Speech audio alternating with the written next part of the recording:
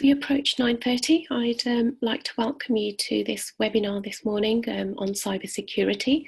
It's delivered under the ICT for Growth programme, which is a programme under Kingston upon Hull City Council.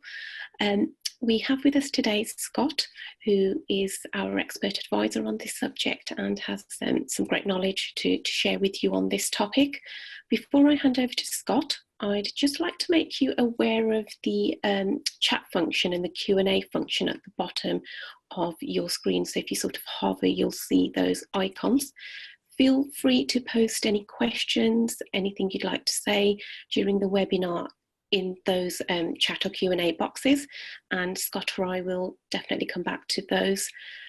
You are on mute by default, so if there's anything you'd like to say at the end of the webinar, we will allow a few minutes for question and answers there and can put you on, put you off mute at that point if you'd like us to do that.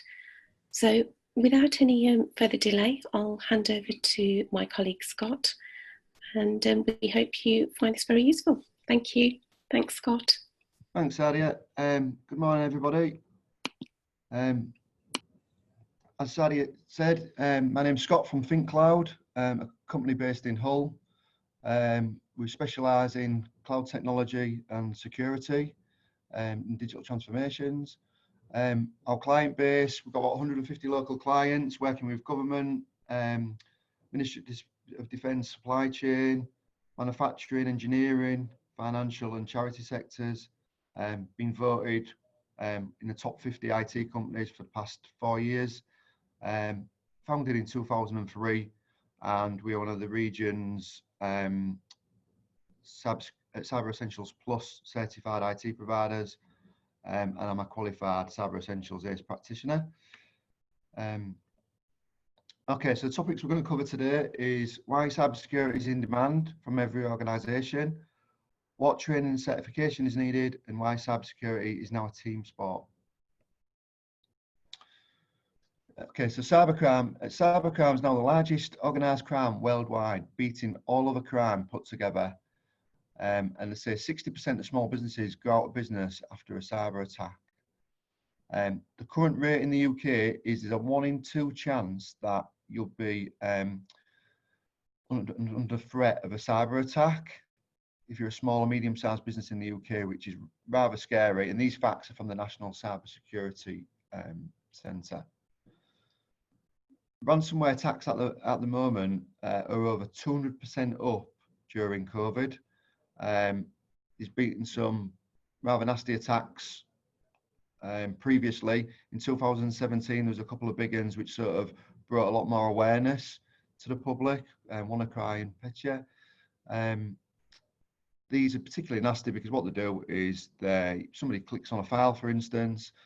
You won't know what's happening, and all of a sudden you can't find any of your files. Your file server is fully encrypted, all your documents are encrypted, your backups could be encrypted, and basically what happens is you get a demand to pay some money into a Bitcoin wallet, and there's no guarantee that when you pay the money you're going to get your files back. So there's a massive disruption to business, serving customers, etc.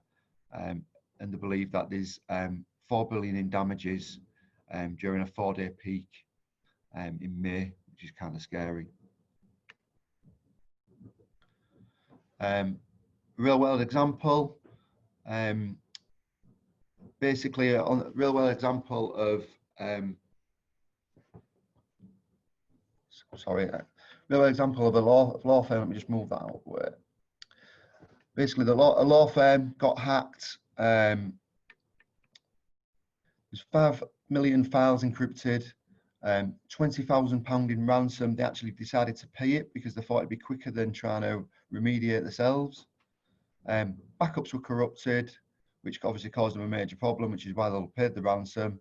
They were down for 2 weeks, and it took them 39 hours to restore that data. So basically, even though they paid the ransom, what happens is the data encrypts really quick, but to decrypt it, it takes a lot longer. So once they got the encryptions key, it took them 39 hours to unencrypt it. And just because you pay the ransom, it's not like a normal transaction. When you pay the ransom, you don't just get the key straight away.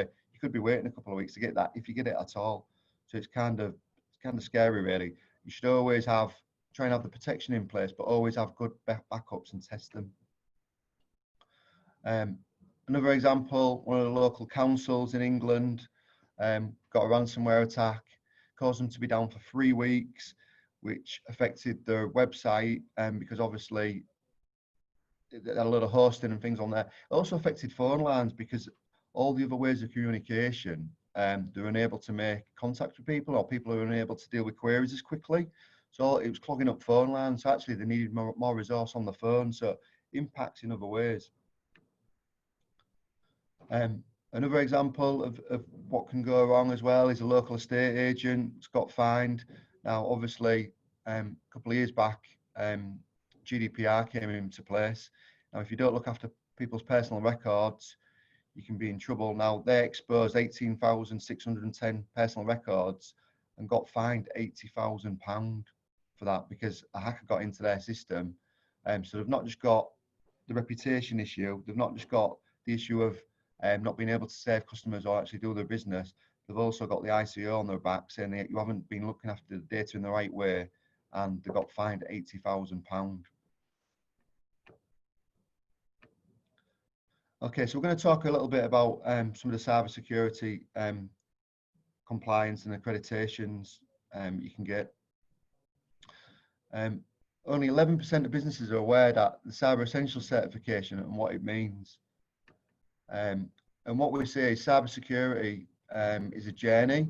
So basically, it goes from the basic Cyber Essentials through to Cyber Essentials Plus, and then you can go further on to ISO 27001 compliance. And they're all different in their own ways, really.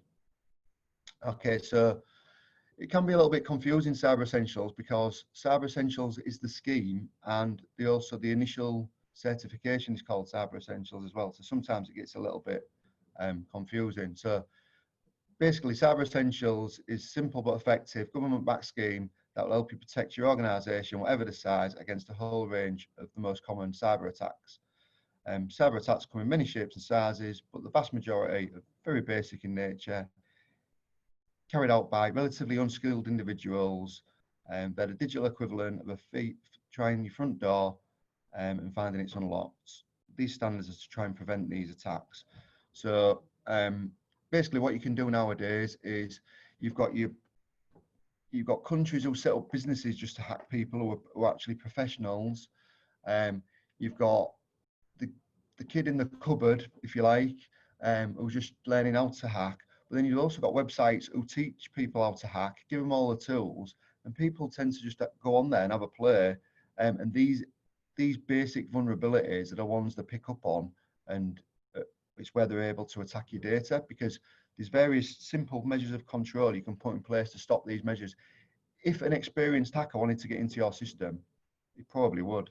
But as a small business in the UK, it's the kids who are just, or people just trying to find it out, trying new tools out, and if we cover these basic vulnerabilities, it's going to protect you 90% of the time. And Cyber Essentials comes in two forms.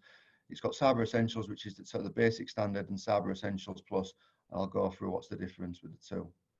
Okay, so why Cyber Essentials? So we've been doing Cyber Essentials for about 5 years now, I think, and we've seen it grow massively. The idea of Cyber Essentials is to reassure your customers and your supply chain that you're working to secure your IT against a cyber attack. Attract new business with a promise that you've got cybersecurity measures in place, and say you have a clear picture of your organization's cybersecurity level. Now, if your business does tenders, or you work with public sector, local government, you're anywhere in the supply chain there, so you don't have to be the direct supplier, you could be a contractor. You're generally required to have Cyber Essentials now. If you deal with certain governments or Ministry of Defence clients or in their supply chain, it's recommended you have Cyber Essentials Plus.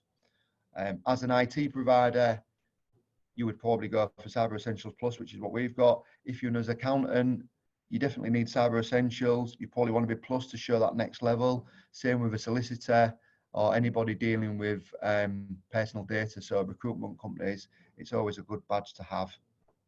But what we're finding is a lot of construction and manufacturing companies are going with Cyber Essentials as well. So Cyber Essentials, the basic standard is the entry level to help you obviously protect against a wide and varied common attacks. Like I say, it's the very basic level to show the government that you're actually doing at least something to meet the baseline of their requirements. It's self-certified, so you can actually go onto the website and do it yourself. Although if you're not used to filling in the questionnaire, it can be a little bit tricky. And we normally recommend you go with somebody who can help put you through that. And the difference with that is if you try and do it yourself and you fail the exam, you fail the questionnaire, if you pay the £300, you probably have to pay the £300 again. If you go with somebody like who specialises in that, you might pay £500 or £600, but normally they guarantee that as long as you meet the requirements, they'll get you through the paperwork and you pass. So if it goes back and forth through a few times, it doesn't normally matter. Providing you've got everything in place, which we'll go through the requirements later, it normally takes about a week to pass. It's quite a quick certification to gain. And like I say, it's more or less a paperwork exercise to go through and say, yes, you've got this in place. Yes, you've got this procedure in place. You might get asked to prove it. So you might get asked to do screenshots of your method of control on firewalls or on your desktops or things. That's easy enough for your IT provider or an IT guy to provide. It's just to prove that you have actually got the measures in place and you're not basically filling in the paperwork just for the badge. Okay, so Cyber Essentials Plus sort of takes that to the next level, and it's basically you get somebody independent to come in and verify what you've got. And what they do as part of that is they do an external vulnerability scan to make sure you've got the right firewalls in place. And then they also do an internal vulnerability scan where they log onto one of your machines with the correct rights, and they start scanning your machines and your software to make sure you've not got any vulnerabilities which hackers could use. There's various things they're looking at, like out-of-date software, insecure configurations, insecure things like insecure browsers. There's an array of things they look for, and then what they do is they normally give you a report at the end of that, and then you have chance to remediate. So maybe you need to update some machines, it may be the security updates out up to date, or you're behind on some versions of software. You would then update them, they'd scan them again, and then you generally pass. You normally only get 2 or 3 passes at the software to see if the vulnerabilities have gone. If you don't do it within the 2 or 3 passes, you may have to pay again. And this one, budget-wise, you're talking probably £3,000 to £3,600. And providing you've got everything in place, normally takes about 2 weeks. It can take a little bit longer if you've got some remediation, like you've got some old, it picks up on some old machines, what you need to replace, or some insecure configurations, which might affect the compatibility of some of the applications you use. But again, your IT provider can sort of help you with that and work with that. Okay, so I've just put together some minimum requirements just to basically go through their framework. So you need a securely configured firewall or internet gateway to make sure the hackers can't come in from external. Make sure software firewalls are configured on all your devices. Make sure they're configured on the servers and laptops. Make sure password policies meet their compliance. So things like, have you got an 8-letter password? Does it have uppercase, lowercase? Does it have numbers in, special characters? Are you patching all the critical security updates within 14 days? Again, that's something you should be doing anyway to get rid of them vulnerabilities. Do you have malware protection, which is up to date, or antivirus protection, which is up to date on all the devices? Are administrator accounts minimized? Are they secure? Are they secured off? So you've only got maybe 1 or 2 administrator accounts and users don't use them on an active basis, and making sure that users don't have the rights to install software without an administrator account. And making sure all software is up to date. And this is a big one really. And what happens is the standard rolls across each year. So basically what they say is that the software has to be up to date with the vendor and vendor supported. So one of the big ones this year is Microsoft have killed off a lot of software. So instant fails are Windows 7, Windows Server 2003 and 2008, Microsoft Office 2013 goes end of life in October. So again, that changes the standard. Previous versions are out of date now. And also looking at things like maybe if you're using Sage, if you're 2 or 3 versions behind in Sage, that might not be supported by Sage, so therefore that can be a failure as well. Okay, so ISO 27001. So the difference with ISO 20001, I mean, ISO 20001 is the international standard that sets out the specification for information security management. It's the best practice approach to help organizations manage their information securely, addressing people and the process as well as the technology. So the difference about ISO really is not more about the technical measures you're putting in place, it's about the policies and procedures. So like any ISO, it's about getting them policies and procedures in place. So you've got things like change control, things like that in place. And it can cost a lot more money depending on the size of your organization, what you've got in place and how much help you're going to need. I've been looking around and some of the providers for, say, a company our size, which is 10 users, are quoting about 3,600. I have seen quotes upwards of £10,000, £50,000 for 50 users. It just depends on the size and the complexity of your organisation and what you're actually doing. And again, time-wise, that can take a lot more time because if you're not ISO driven and you've not got previously got a lot of compliance or experience like that, you need to get things in place. You're going to need more help. It's going to take more time. So generally, we say it'll take 1 to 6 months. Could take you longer if you've got things in place and you've got experience with that, or you pull somebody in, you could do that quicker. And again, if you're dealing with a lot of personal data or critical data, this is when you definitely go for the ISO 27001, and you'd probably go for Cyber Essentials as well, just to have that badge. Why ISO 27001? It's the accepted global benchmark for effective management of information assets, enabling organisations to avoid costly penalties and financial losses. Having an information security management system certified by an accredited certification body is concrete evidence that your organisation is in a strong position for GDPR compliance. Again, it's all about the data you hold and what you're doing to protect that data. Talking about complementing the two together, like I say, Cyber Essentials is quite a lot. The technical controls, what you've done in place to protect the data. Then you've got the policy and procedure side of ISO 27001. So basically it covers your 360-degree protection. ISO 27001 jumps from general to intricate cyber security processes. Being certified in ISO 27001 doesn't mean your Cyber Essentials compliance or vice versa. And again, both these can help with tenders. They can also help with cyber insurance as well to reduce premiums.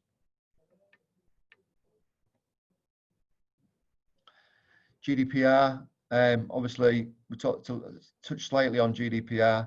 It's kind of gone a little bit quiet lately. There was a big marketing campaign around GDPR a couple of years ago, and it's sort of massively gone quiet, although it is definitely still there. And we're still seeing companies being audited, still seeing companies getting fined. Yeah, you only see the big companies in the news, but you can actually go to certain online resources where you can go on there and see companies who have been fined. So we do need to bear it in mind at all times. And what we're saying now is cybersecurity is a team sport. So basically at the moment, there's a massive gap in people qualified for cybersecurity. So long gone are the days where you could just grab maybe an IT guy who's got the cybersecurity skills. Them skills aren't there. So what we're saying is it's a team sport. Everybody has to chip in. So everybody needs to know a little bit about cybersecurity just to try and keep the workplace safe. And from one of the other presentations we did previously, 95% of all successful cyber attacks are caused by human error. So that can be somebody clicking on something, somebody not having a secure password, somebody sharing a password, somebody not updating their machine, somebody installing software they shouldn't do. It's all about that education of the user, and that's why we call it the human firewall. It's one of the biggest things you can do, as well as the technical measures to keep yourselves and your business safe. And what we're saying is there's a human firewall assessment, if you like, because we've come across something called the digital skills. and that's sort of like a benchmark of where you are, well, where your staff is with technology. So we can benchmark it, sort of look at it evidence-wise across the board, see where the gaps are, and then we can bring in special training. Might just be basic cybersecurity training, might need to be more in depth because of your industry, but then you can do the assessment again and see the difference and see if it's made a difference to the skill level. Just a little bit more about digital skills. Just move that out of the way. So 80% of employees agree that the job success depends on instant access to information from a variety of sources. And 87% of advertised roles spread across almost all sectors require some kind of digital skills.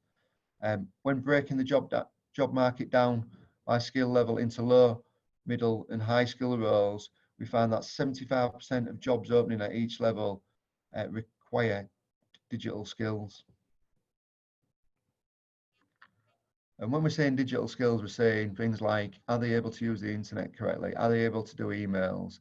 Are they able to enter information securely? Are they aware what's a genuine email and what's potentially a phishing attempt?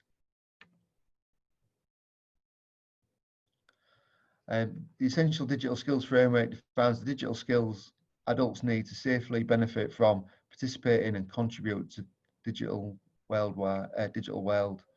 and we're going to go through some of this, and we'll take you through it. So here's an example of one we've got here.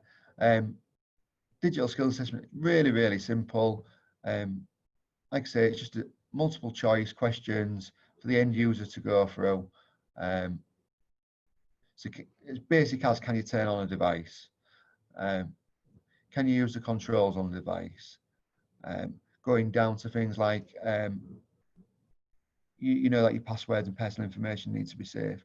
It may seem really simple at times, some of the questions, but you'd be really surprised some of the answers we get. We're shocked sometimes at some of the answers we get. And you tend to find a difference in skills between the younger generation and the older generation. Because a lot of the time, the younger generation are not scared of technology, and sometimes they jump straight in, where the older generation are a little bit more hesitant on the technology. And they don't feel as confident, and they maybe need that little bit of training just to do the some of the basic job skills in the job role. One of the fifth elements of the digital skills assessment is being safe, legal and confident online. And here's an example of some of the questions they ask. So again, I understand the importance of using and changing, not sharing my passwords. I can recognize a suspicious web link. I understand how to use privacy settings. Again, this sounds really simple, but you'd be really surprised when we do that assessment. And the good thing about the digital skills assessment, it's actually a free assessment, which you can do, download the paper online, which we'll provide a link to later. At the end of the assessment, a bit like the one we do with Money Moves, is you get this star of the outcomes, and it can sort of benchmark you and sort of see exactly where you are now, and then you can do a little bit of training and see where you are after that and overlay it.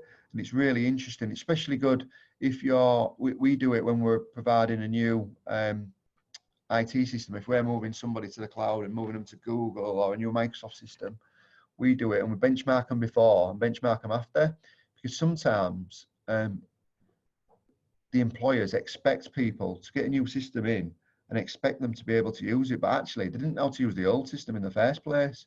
So it's really good to benchmark that. So then when we do the training, I can work out who needs them, who needs the extra training, and make sure that actually the system in place, you're going to get a better return on investment because they're able to use the new system. That's me over in the presentation. Any questions?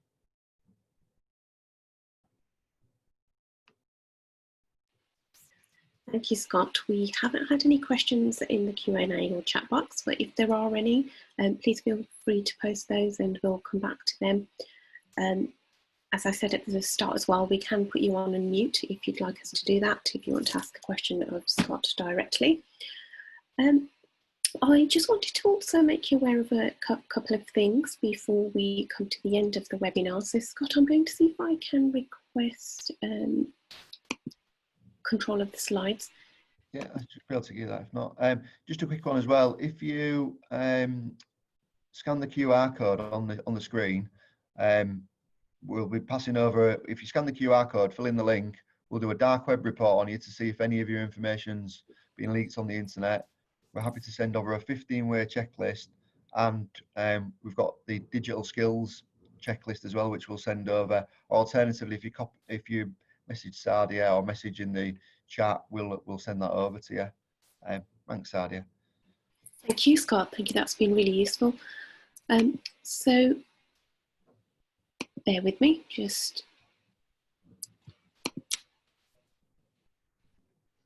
Thanks, Scott. I've got control of those now. So I'll just bring up a couple of slides that I'd like to draw our attendees' attention to.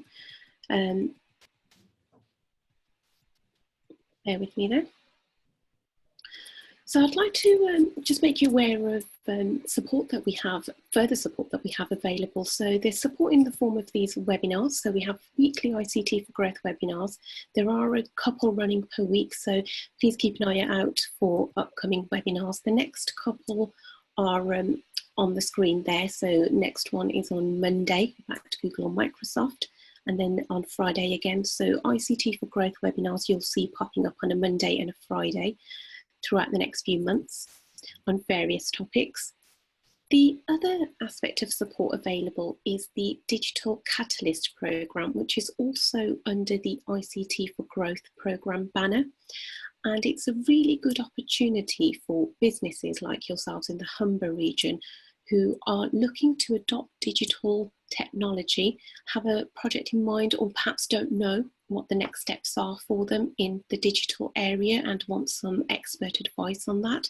This is a very good programme for such scenarios. We have expert advisors here who are trained and very experienced in many areas of digital technology and can work with you on a one-to-one basis and really tailor the support to your needs. So they'll work with you either to identify what your needs are, or if you already have a project in mind you want them to support you on, they can pick that up with you and guide you through that. The expert advice is actually free for businesses because it's an ERDF funded programme, so it's extremely well worth exploring. The advisor will take you through a digital maturity assessment to identify where your business is at the moment, and then provide you with the expert support that's tailored to your business. And we'll leave you sort of with a digital action plan, help with brokerage and digital technology provider selection as well. On this slide, we've just got a bit of a nutshell of what the offer is. We can share these slides with you after this webinar, but to find out more, you can contact us. I'll leave some contact details up at the end as well. There's some examples here of projects that we've worked with businesses on or can work with businesses on. As it says on the slide, they're not exhaustive. So if there's something else you have in mind, or there are other areas that our experts can explore with you, then that's, you know, absolutely an option. So the point of the programme is really to help businesses, small to medium enterprises, overcome any challenges. So if they want to adopt digital technologies, there's some barriers they've come across, then that one-to-one advice can really help you to overcome those and implement the technology. And on this slide, just some outcomes of the advice and the support that's on offer. Again, I would say these aren't exhaustive. There are lots of benefits to utilising this opportunity. So I'd really encourage you to get in touch with us to find out more. And the way you can do that is either by calling the number that's on that slide there, or visiting the website to find out more, or emailing us on digitalcatalyst@winningmoves.com if you'd like a call back. Let us know if you've got any particular questions you want to ask about the support that's available. Then again, please don't hesitate to get in touch with us. We're more than happy to talk to you about how you get registered and we can put you in touch quickly with one of our experts to start that process. So with that, thank you very much for attending this morning. And if there are any questions, then again, feel free to ask those now or contact us, contact Scott via the details there, and we will put you in touch with him. Thank you very much again, Scott. That brings us to the end of the webinar. Thanks, Nadia. Before we do close, I have a short poll questionnaire that I'd like to bring up. I'm controlling your screen at the moment, Scott, so I wonder if you've got the poll function at the bottom and you can launch that. Does it allow you to do that? Otherwise, I can send the questions separately to our attendees. Can't see the poll at the bottom, it's all controls at the top. Sorry, Nadia, I can't see that one. Okay, so I will share the they're basically satisfaction questions because we'd love to get some feedback from you on how you found this webinar today. So I'll send those across to those who are with us shortly, and would be grateful if you can provide your responses to those to help us with future webinars on how we could sort of improve those. And also let us know what went particularly well as well. Right, thank you very much, everyone.